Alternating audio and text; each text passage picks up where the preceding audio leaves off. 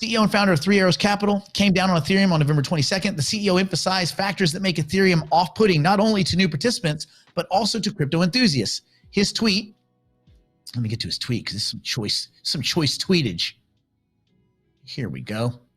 Yes, I have abandoned, and this is, listen, this is one of the richer, this is a whale. This is one of the early, really, really wealthy crypto guys. He is, if this guy is saying, I don't like something, he does not like it.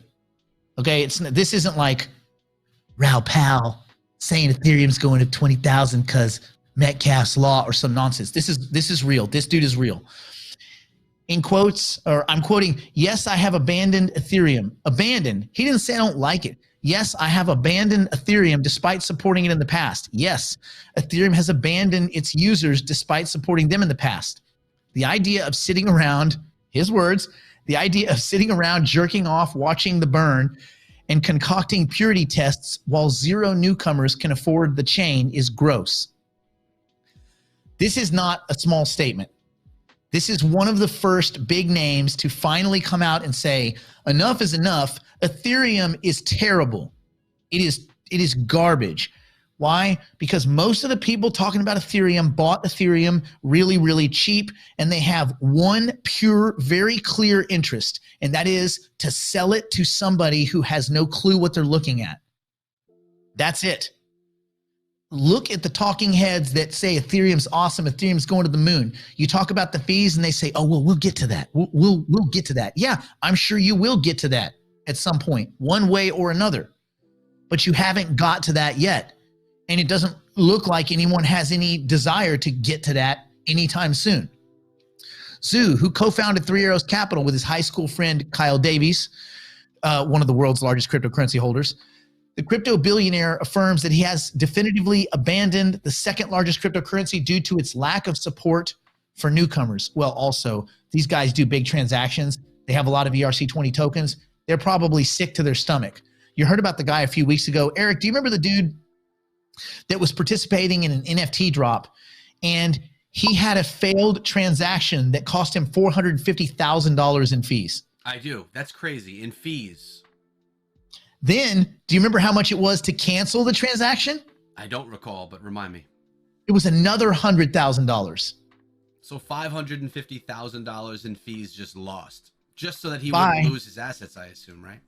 Well, so that money wouldn't be locked up in some transaction that can never complete because the sale was over. That's why we need Cardano. That's why we need Cardano, Polkadot, Cosmos. You know, these layer two, these layer twos can't function if there's no competent layer one, competent protocol. Ethereum is not a competent protocol. It is embedded. Everybody uses it. Great. People bought it very cheap. Awesome. It is bad. It is bad. It punishes newcomers. It punishes anybody that wants to do anything with it. The only people it doesn't punish are a few people that bought it really cheap, Novogratz, Rao, some of these other talking head idiots that listen, they are telling you point blank, I'm here to steal from you. I'm going to give you some garbage, and I'm going to tell you over and over how great it is. I'm going to give you a massage.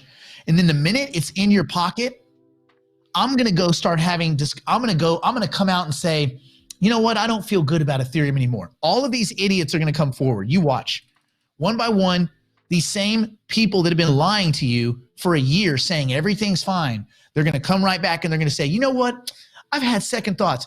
You didn't have second thoughts, dummy. What you did is you sold to a bunch of newcomers or a bunch of people coming in from the traditional financial space that don't have the understanding. They don't have enough logic in the crypto space to understand why you're lying to them. So they trust you. They trust these people with a platform. These people sell them dumpster juice and they freaking look, they gobble it up. And this is the problem. And it is gross. Whoever said that, well, he said it's gross. It is gross, bro. It's incredibly gross. So let me just get through this because there's some funny things and then we'll get to your questions. Another major issue with the Ethereum blockchain, as Zhu mentioned, is its high cost and lack of scalability. At the same time, the community's most powerful voices have no intention of addressing these issues because they're trying to make money off of you. As Ethereum addressed As Ethereum address associated with 3 Arrows Capital, they sent $77 million worth of Ethereum to an exchange earlier yesterday. So this is like a day ago. So he's telling you, I hate Ethereum. I'm tired of it. Enough is enough. And they pushed $77 million worth of ETH to an exchange. Why do you think they did that? Eric, when you see someone pushing almost $100 million of an asset that they don't like to an exchange, what do you imagine is their intention? To make money, or to, again, I was half listening here, Nick. I'm sorry. But if you have something you don't like. Yeah. I don't like Ethereum. Okay. And you send $100 million worth of it to an exchange. What's probably going to happen next? Oh, I'm going to probably swap into something else. Yes. Or sell it. Yeah. So just keep this in mind. And look, listen, if the Ethereum price came down, that'd actually be good for us, because unfortunately, the higher the price gets, the higher the fees get. If Ethereum got whacked down to $1,000, that'd be the best thing that happened to crypto, honestly. It would let everyone breathe a little bit, and it would let some of these other layer ones come up and surpass it. But it is what it is. Ethereum, 3 Arrows Capital announced it was one of the investors in Blizzard, a new fund with the goal of fostering growth of the Ethereum killer Avalanche in early November. Avalanche has, by the way, had a really good run. I think it's a little too costly to go into it now. Anyway, Avalanche, Cardano, Binance Smart Chain. Binance Smart Chain. They're being investigated, by the way. I would stay away from, there's nothing smart about Binance Smart Chain. And a developer came forward and said they're not even developing on it, by the way. So I would be very careful. So what I would say is Avalanche, Cardano, Polkadot, Near, Cosmos. These are the people that are developing the protocol layers of the future. So if you're looking at that protocol layer exposure, that's where you should be looking. Investors and traders have expressed dissatisfaction with Ethereum's ecosystem to overcome the disadvantage of the previous version, such as slow transaction speed and low scalability. Ethereum must be upgraded 2.0. The transaction rate of Ethereum 1.0 was limited to 7 to 15 transactions per second. Processing speed has not been as effective as expected when compared to newer generation tokens. So it is what it is, bro.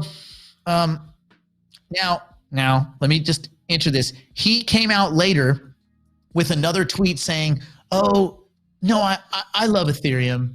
I love Ethereum. Well, he got some phone calls. My guess is Novogratz, Raoul Pal, the usual suspects were like, bro, what are you doing?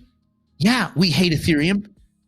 You can't tell people that. What if they sell it before we dump on them? Bro, come on, man. I'm trying to do some tax harvesting. So just be careful what you hear and look at what they do, not what they say. So yes, go read this guy's tweets. He came back later, about 7 hours later, and said, no, Ethereum's fine. It's cool. I just got a little bit frustrated. But what he did was sent $77 million of Ethereum to an exchange. And normally when you take assets and put them on an exchange, there's only one reason. You're swapping out or you're selling out.